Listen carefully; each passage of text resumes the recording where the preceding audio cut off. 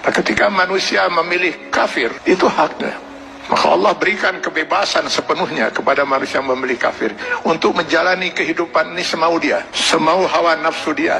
Allah berikan kebebasan sepenuhnya. Silakan baca di dalam Al-Quran atau di dalam hadis Rasulullah SAW. Tidak akan pernah kita temukan satu ayat, satu hadis di mana Allah mengatur kehidupan orang kafir. Orang kafir diberi kebebasan sepenuhnya, mau berbuat apapun di dunia ini. Tinggal dia harus menanggung resiko pilihannya itu di akhirat nanti. Tapi kepada mereka yang memilih beriman, hilang sudah kebebasan ini sepenuhnya. Karena seorang mukmin, dia dituntut untuk Islam. Akar katanya adalah aslama, berserah diri. Yang beriman kepada Allah, dia harus menyerahkan dirinya sepenuhnya kepada Allah. Sepenuhnya dia siap untuk diatur hidupnya oleh Allah Subhanahu wa Ta'ala. Tanpa lagi dia mempergunakan akalnya untuk bertanya, mengapa Allah wajibkan saya berbuat ini, kenapa Allah haramkan saya melakukan ini. Kalaupun pertanyaan itu muncul dalam dirinya, maka keimanan dia akan menjawab, saya lakukan ini karena Allah perintahkan, dan saya tinggalkan hal ini karena Allah melarangnya. Itu jawaban seorang mukmin. Dia tidak akan berusaha mencari ilah hukum, alasan hukum, apa manfaatnya, apa hikmahnya. Karena keimanannya akan mengatakan, semua yang diperintahkan Allah pasti ada manfaatnya. Dimengerti atau tidak dimengerti oleh akal dia. Semua yang dilarang Allah pasti ada mudaratnya. 14 abad umat Islam tidak pernah mengerti bahwa dalam daging babi itu terdapat cacing pita. Cacing pita baru ditemukan di akhir abad 18 Masehi. Apakah umat Islam selama 14 abad itu makan daging babi? Tidak. Setiap yang dilarang oleh Allah pasti ditinggalkan oleh seorang mukmin. Maka seorang mukmin harusnya siap untuk mengislamkan dirinya secara penuh, secara utuh, secara kafah. Maka kepada orang yang memilih beriman itu Allah menyeru, ya ayyuhallazina amanu dukhulu fis-silmi kafah.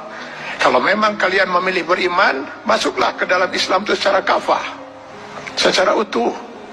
Mengislamkan diri kita setiap detik, baik dalam hubungan hablum minallah maupun hablum minan nas.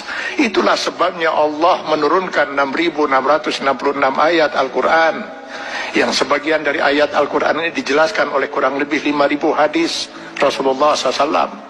Kenapa harus Allah turunkan ribuan ayat Al-Quran dan ribuan hadis ini? Karena yang mau diatur hidup seorang mukmin itu bukan hanya sekedar sholat, saum, zakat, haji saja. Seluruh kehidupan dia per detik, Pak. Mulai dari masuk WC, keluar WC, sampai mengatur kehidupan bermasyarakat, bernegara. Ini kalau dia mau milih beriman.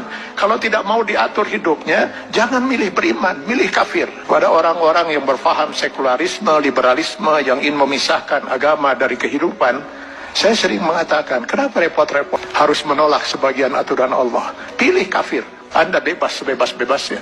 Kalau memilih beriman, sudah hilang kebebasan itu. Dan pilihannya hanya satu di antara dua.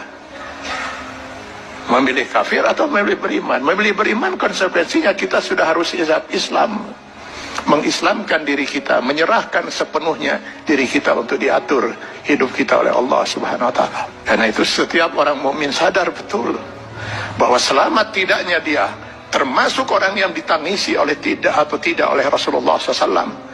Dia harus bisa mengislamkan dirinya setiap saat. Karena yang nanti akan dimintai pertanggungjawaban di yaumil akhir bukan hanya sebatas sholat, zakat, saum, haji saja, tapi seluruh kehidupan dia per detik.